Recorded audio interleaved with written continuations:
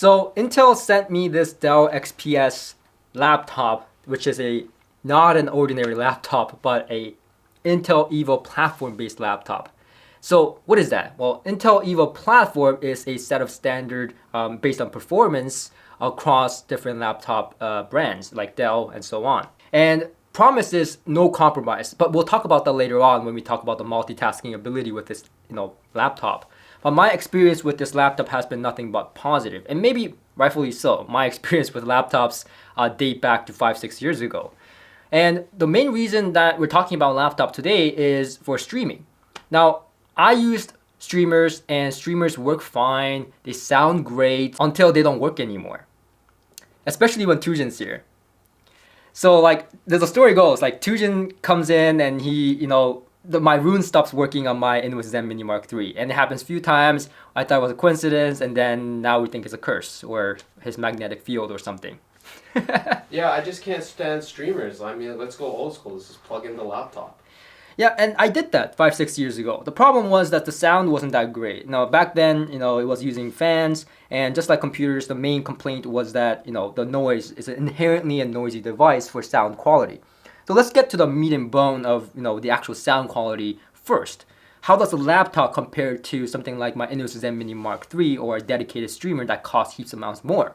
Well, to me, when my Intel Zen Mini Mark III failed, when Tujin came over to be a Rune core, I had no other choice but to plug in this laptop to my Dynafrips Terminator Plus DAC.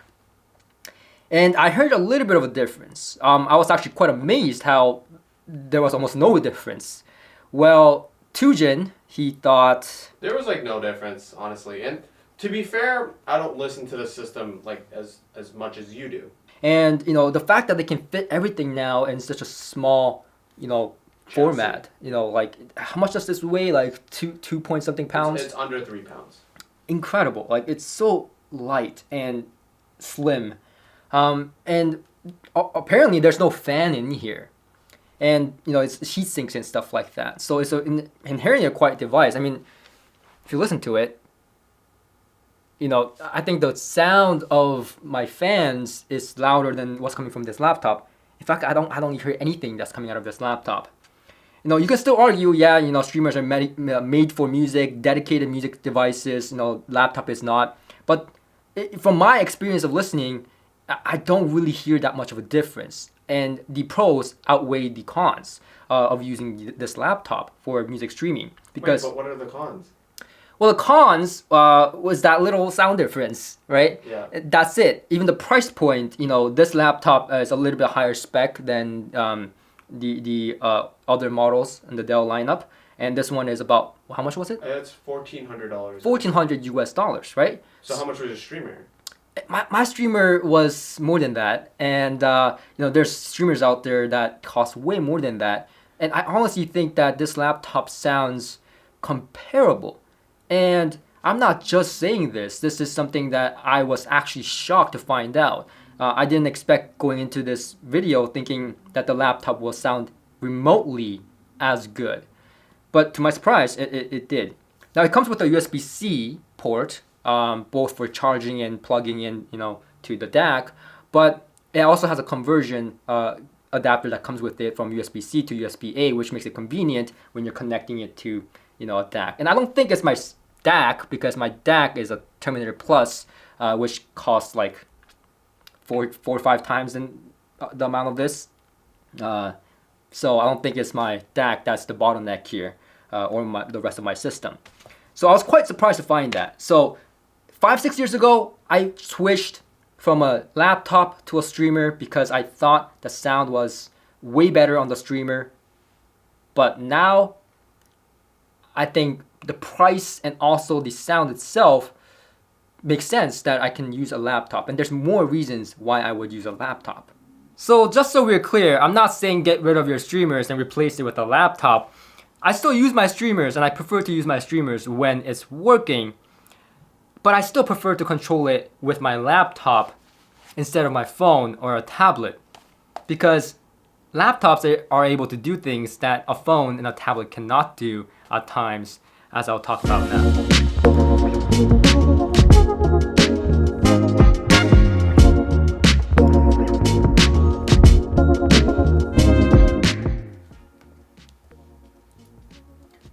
So what I'm doing right now is I'm taking notes as I'm listening to the PSBs. But point aside, when I review, I make notes. So the whole thing about Intel EVO platform is that it's easy to use with no compromise. Easy as using your phone with no compromise in the performance, which is kind of too good to be true. So, something that I didn't think that I was able to do on this, laptop is that it can do 4K editing, video, and photo. It's such a small device, I don't think it could do it. But Intel said, give it a try, no compromise, right? So I did. And you know what? It edits my 4K videos, not the A rolls, not just the A rolls, but B rolls and photo editing without a problem, which means I don't have to go up, which saves me a lot of time, and I can see my footages right away. Not only that, but I am able to make notes and stream and exchange emails with companies and you guys without a problem.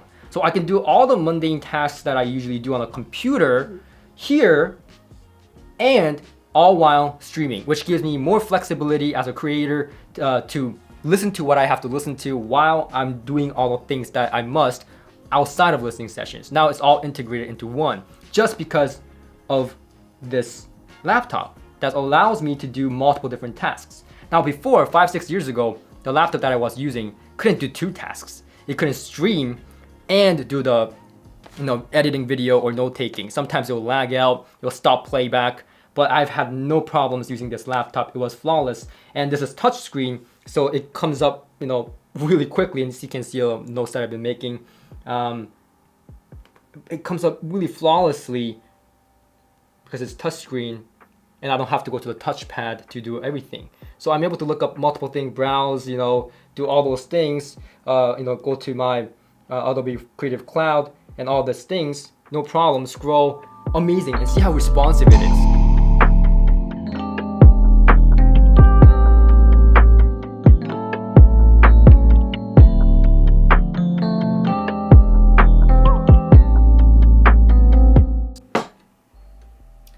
So the great thing about using a laptop is that it's portable. So which means when I come here in the morning, this is my kitchen by the way, welcome. I usually don't film in here, so the audio may be a little bit echoey, don't have acoustic treatments here. But here I do listening. I do, I use my Playmate 2 from Burson, USB-C because it has USB-C to my USB-C without an adapter to the laptop. And I listen to headphones, evaluate headphones, headphone amplifiers, and so on using the laptop, all while I drink morning coffee, breakfast, and again, it's all about integrating that my lifestyle with my workflow, and the Intel EVO platform laptop allows me to do that with ease. And that's the whole thing with the ease of use thing, because it has excellent battery life. I go through the day without needing to charge it again or having to plug it in. I don't have it plugged in right now. It's towards the end of the day. The battery is right now at 52%. Which says that I have 7 hours remaining.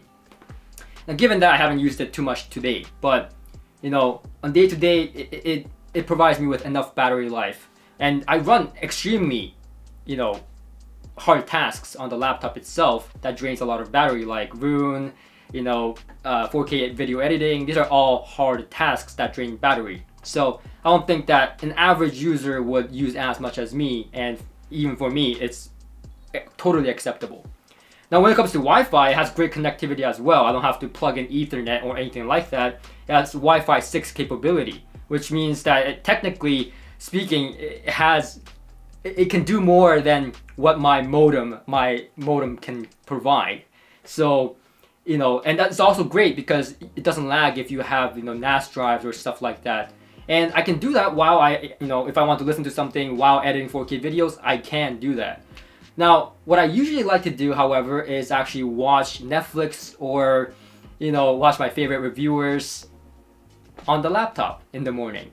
And I'm able to do that, and it actually has pretty accurate colors and actually pretty good brightness as well, 500 nits. So I'm able to see exactly what I'm editing. Also, I'm able to enjoy my favorite reviewers' faces and product shots and so on. And also, if I want to see it on a bigger screen, if I really wanted to, I can cast it to my TV, but I usually don't do that.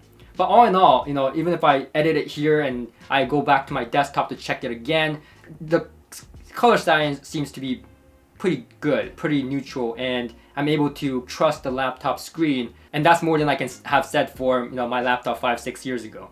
So that's pretty much it. I mean, that's exactly what laptops are used for, but this is how it's integrated in my lifestyle as a reviewer. I do multiple different tasks, and laptops have gotten so good that it's able to take on those tasks no problem. Multitasking, video, audio, and all of that, which was really not possible 5-6 years ago, and I was not even as busy as I am right now 5-6 years ago. So to me, this is impressive, and to the average user, I think this is amazing. So that's pretty much it. I'll see you guys on the next one.